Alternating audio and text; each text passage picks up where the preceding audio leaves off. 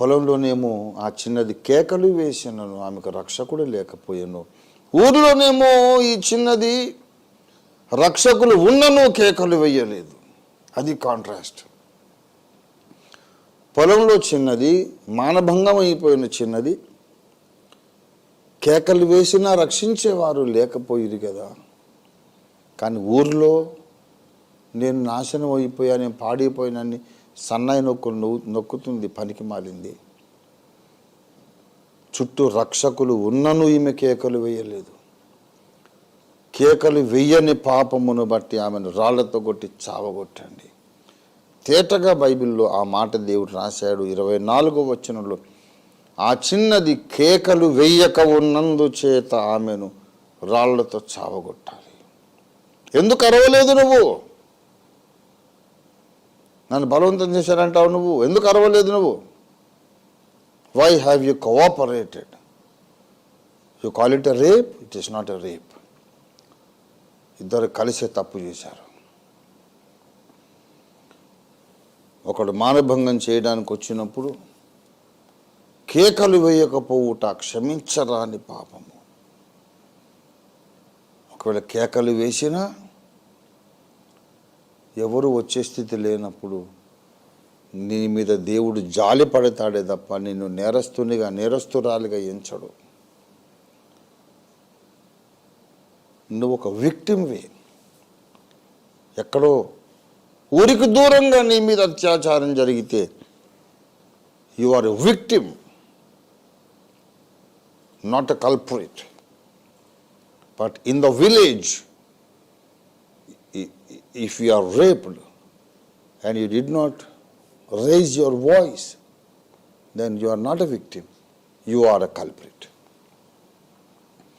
ఈ విషయం చెప్పి నేను బాప్టిస్ట్ చర్చ్లో నేను చెప్పిన విషయం ఏంటంటే,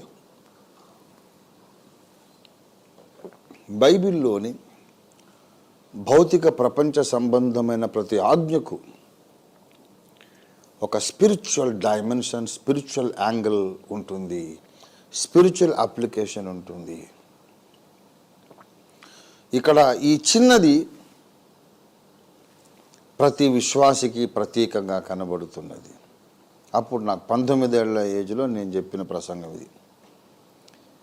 ఈ స్త్రీ ఉన్నది, అమ్మాయి, ప్రతి విశ్వాసికి ఒక ప్రతీక. ప్రతి విశ్వాసిని పాడు చేయడానికి దుష్టుడు ఈ ప్రపంచంలో తిరుగుతున్నాడు. సర్పము తన కుయుక్తి చేత హవ్వను మోసపుచ్చినట్లు మీ దగ్గరికి వచ్చాడేమో, మీ మనసులు చెరుపబడనేమో అని నేను భయపడుచున్నాను అన్నాడు అపోస్తలుడైన పౌలు. హవ్వ ప్లేస్లో సంఘం ఉంది. దుష్టుడు వస్తున్నాడు పాడు చేయటానికి. రేప్ అనగా ఇక్కడ ప్రధానము చేయబడిన అమ్మాయి కనబడుతుంది. ద్వితీయోపదేశ కాండం 22లో ప్రధానము చేయబడిన అమ్మాయి కనబడుతుంది. 2వ కొరింథీ 11లో క్రీస్తు అనే ఒక్కడే పురుషునికి మిమ్మును ప్రధానము చేసి తిని అని పౌలు అన్నాడు. గనక ఈ స్త్రీ సంఘమునకు సూచన అని చెప్పినప్పుడు నేను, ఈ చిన్నది సంఘమునకు సూచన. మనము శోధింపబడుతున్నప్పుడు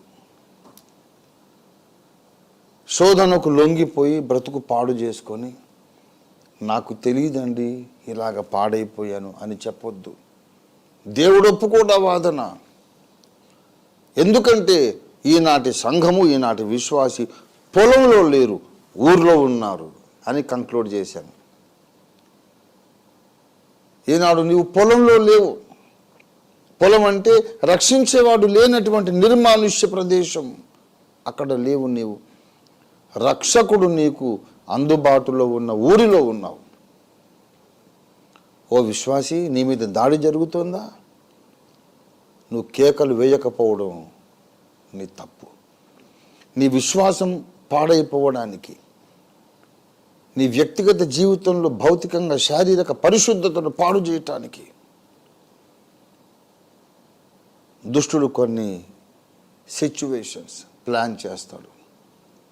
కొంతమంది మనుషుల్ని దగ్గరికి తీసుకొస్తాడు, కొన్ని పరిస్థితుల్ని కల్పిస్తాడు.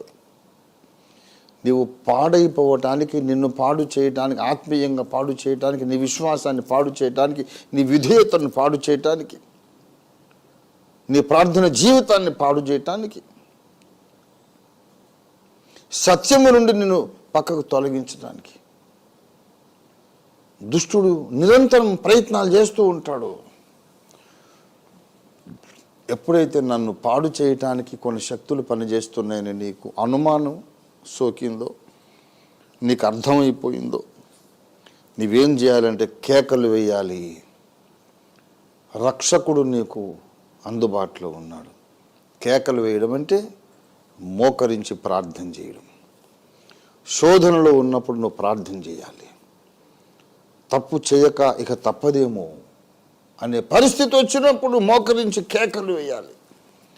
దేవా, నన్ను రక్షించు తండ్రి, నన్ను కాపాడు తండ్రి, ఈ తప్పులో పడకుండా, ఈ పాపంలో పడకుండా నన్ను సంరక్షించు, నన్ను కాపాడు అని కేకలు వేయాలి. శోధింపబడుతూ ఉన్నావు. ఒక దినం, ఒక వారం, నెల గడిచింది, శోధనలో ఇంకా లోతుకెళ్ళిపోతున్నావు.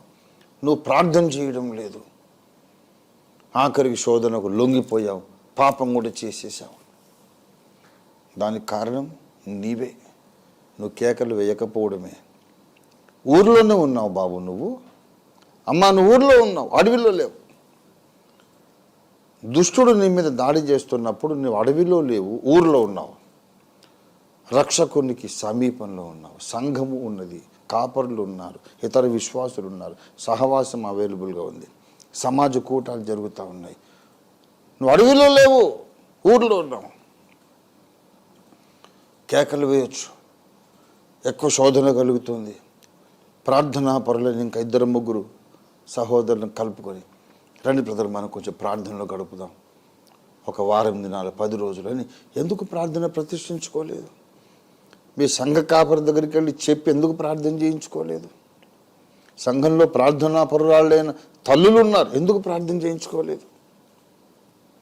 శోధింపబడుతూనే దాని విషయంలో ప్రార్థన చేయకుండా, కేకలు వేయకుండా నువ్వు ఉన్నందుకు ఆఖరికి పడిపోవాల్సి వచ్చింది. నువ్వు పడిపోవడానికి దుష్టుడు కారణం కాదు, నువ్వు కేకలు వేయకపోవడమే కారణం. కనుక వీడిని రాళ్ళు కొట్టి చావగొట్టండి అంటాడు దేవుడు. కేకలు వేయకపోవుట మరణకరమైన పాపం. కేకలు వేయకపోవుట, తండ్రి నన్ను కాపాడుమని యేసును అడగకపోవుట మరణ పాత్రమైన పాపం.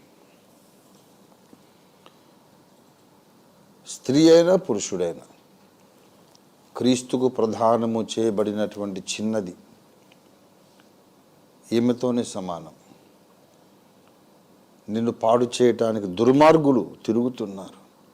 కానీ గుర్తుపెట్టుకో, నువ్వు ఒంటరిగా లేవు, అడవిలో లేవు, పొలంలో లేవు, ఊరికి దూరంగా లేవు. దేవుని మందిరానికి సమీపంలో, దేవుని సమాజంలో నువ్వు ఉన్నావు. నువ్వు కేకలు వేయడమే తరువాయి రక్షకుడు దిగొస్తాడు నీ కొరకు. అది ఏ శోధన అయినా సరే, ఏ సమస్య అయినా సరే, ఏ బాధ అయినా సరే, ఏ అవసరమైనా సరే, నువ్వు కేకలు వేయలేదు, అందుకే రక్షకుడు రాలేదు, నువ్వు పాడైపోయావు.